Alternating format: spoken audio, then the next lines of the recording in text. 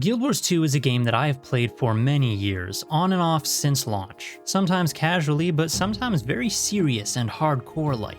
It is safe to say that at this point I am very experienced with this game. But what if I had to start all over again? What if my account was wiped and my experience with the game set back to 0? How would I play this game going from there? I often see new players asking what to do, what to focus on, what class to play, am I wasting my time? In this video we'll discuss what I, a veteran Guild Wars 2 player, would do if I had to start all over again, and hopefully that will clear up a lot of those new player worries. The first thing to talk about is the very first big decision you'll have in-game: what class to play. I'll cut right to the chase on this one. Just pick the class that you think looks cool. That's it. That's all I would do. If I started over, I would just pick the class that fits the fantasy archetype that I like the best, and I wouldn't worry about all the other class-specific things. Most players are often worried about things like, what role is this class? What's the complexity like? Can it solo? Can it PvP? If you are worried about those things, I can honestly tell you that generally speaking, any class can do just about anything.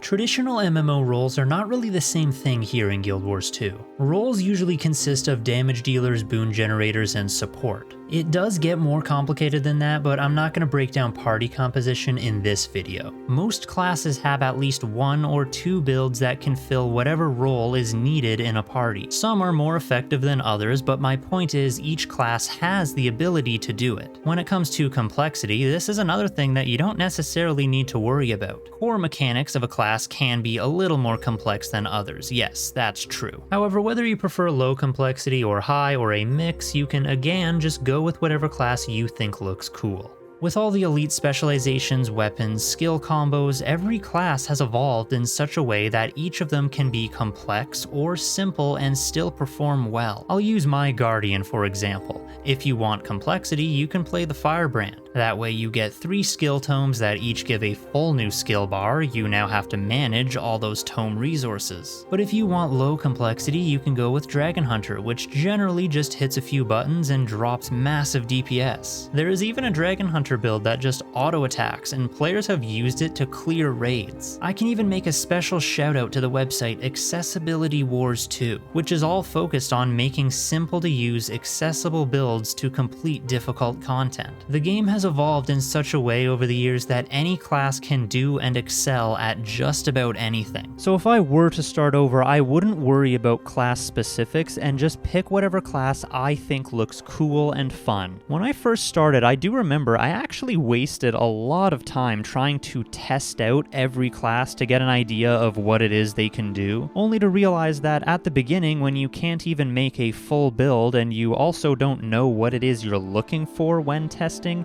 you're just wasting your time. So honestly, I would just pick a class that I like and get started. Another thing I would do if starting over would be not rushing to get myself to max level. I know this may seem counterproductive in an MMO, when most MMOs are all about the grind to max level to get to end game so you can even begin enjoying your time. But Guild Wars 2 is different. First off, the whole leveling process is unique. They've completely done away with the standard quest running and mob farming you often see in other games. Instead, they have you explore the world, and as you're doing that, you're going to be gaining experience and leveling up. Most players that rush through will miss out on so much that the game has to offer since they haven't taken the time to see any of it. Every map has unique events and storylines that are always playing out in real time. While out exploring, you might even stumble across major world events. I remember my first world boss. I randomly walked past the Shadow Behemoth, and I was blown away by the epic battle and huge group of players, which is something that I might have missed out on had I just focused on power leveling to rush through to the next zone. But romantic fantasy sightseeing aside, taking your time can also allow you to slowly experience different game mechanics at a manageable pace. Instead of rushing your way to the deep end where you now have to learn everything all at once, you can take your time and learn mechanics as they come up.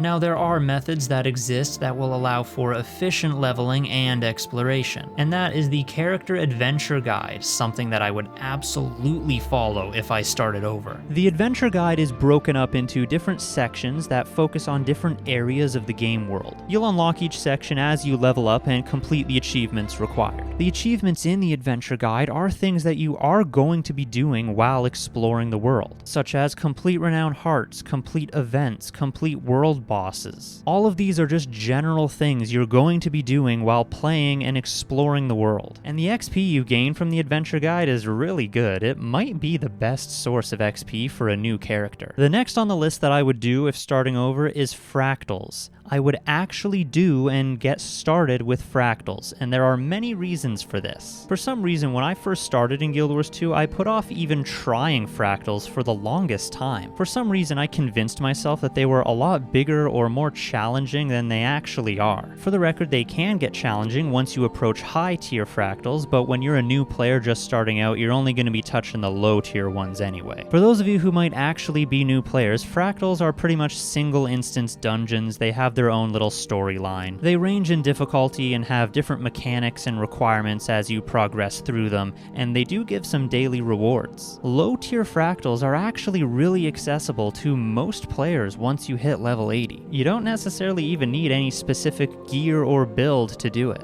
Beginner level Fractals can be done with generally whatever you got on you. Fractals have a few good benefits for new players that I can think of. First off, it's a great way to just get involved with some group content. Endgame MMO content usually involves group play of some kind, so these low-level Fractals will serve as a great low-stress environment to get you started. They'll teach you fight mechanics, group etiquette, and just get you used to playing your class as part of a group instead of solo. But another big thing that will help you out is the rewards. As you complete them, you'll get a bunch of rewards in the form of item drops, currency, and other stuff to just sell for gold. Some of these rewards can provide you with more gear to finish filling out your desired build. And as you complete more Fractals, you have the ability to progress to the higher tiers. Then the rewards only get better. Fractals is for sure something I would do if I had to start over again. It will serve as a great source of gear and daily gold income. As a starting point, I would at least get in the habit of completing the daily Fractals. The next thing that I would go after if I started over would be legendary items. At the start, legendary items may seem like they are so far away, with all the requirements, the achievements, the collections, but a lot of that can be worked on passively while you're playing through the game. For those who don't know, legendary items are account-wide, meaning any character on your account has access to them. They can swap stat combos and upgrades whenever you want for free. They are a huge quality of life boost, something that I would recommend everybody at least try to work on. And with the addition of the legendary starter kits in the Wizard's Vault, it has never before been easier to get some legendary weapons. These kits do a lot of the work for you. Now, first gen legendary weapons require the Gift of Exploration, which you receive after 100% map completion in core Tyria. If you've been exploring the world and not rushing to max level, like I recommended earlier,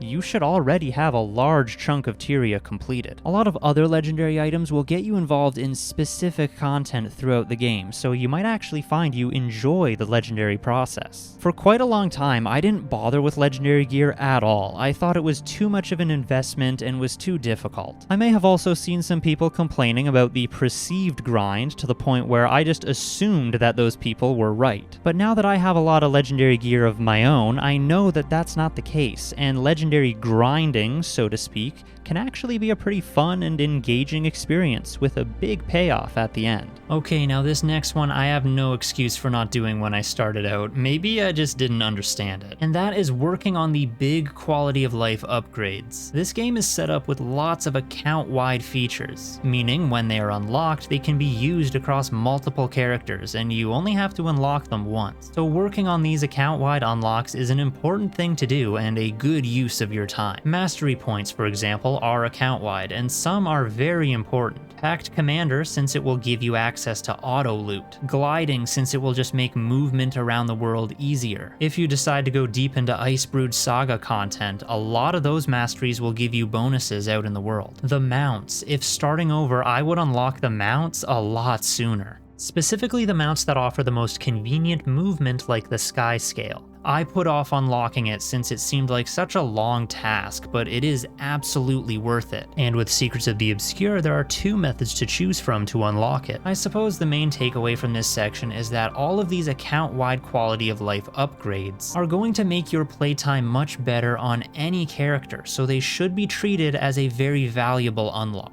It is something that I would absolutely focus on a lot sooner if I was restarting. And the final thing I would do if starting over would be to simply remember that this game is different from other MMOs, if that makes sense. Many players often come from another MMO that has a vertical progression system, or maybe it's full of mechanics that require non-stop play, or maybe it has a subscription fee. Guild Wars 2 is different from all of those games. It has built its reputation by being different. The horizontal progression allows you to play at your own pace, on your own time. Let's say you need to take a break for a month or 2. No problem, go ahead. All your gear and everything will still be relevant whenever it is you come back. Whatever content you were working on, still gonna be there. Or maybe you'd just rather skip ahead to whatever the most recent update was. You can do that too. There is no pressure to constantly keep playing non-stop. In my case, when I have played those games that require non-stop play, I often get this feeling like I'm wasting my time if I'm not playing,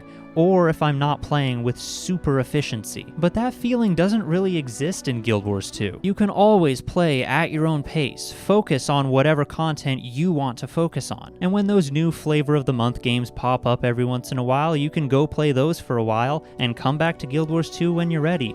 That's what I do. You don't need to bring that old school MMO mentality to this game, since it has made a name for itself by breaking that old school MMO mold and doing its own thing. So that would be a wrap here on the things that I would do if I had to restart Guild Wars 2. Just to recap, those things include not overthinking my class choice, not rushing to get to max level, completing the new character adventure guide, get myself started on Fractals and legendary gear sooner, even if it is just little bits at a time, work on unlocking quality of life for my account, and just relax and play the game on my own time the way that I want to. But if I know the Guild Wars 2 community, there are many things that other veteran players might do differently if they had to start all over again. So if you have any other ideas of things that you would do differently if you had to start all over again, please feel free to share with the group. Anyways, that'll be all for now. I hope you enjoyed this or found it interesting, but until next time, thank you for watching, and goodbye for now.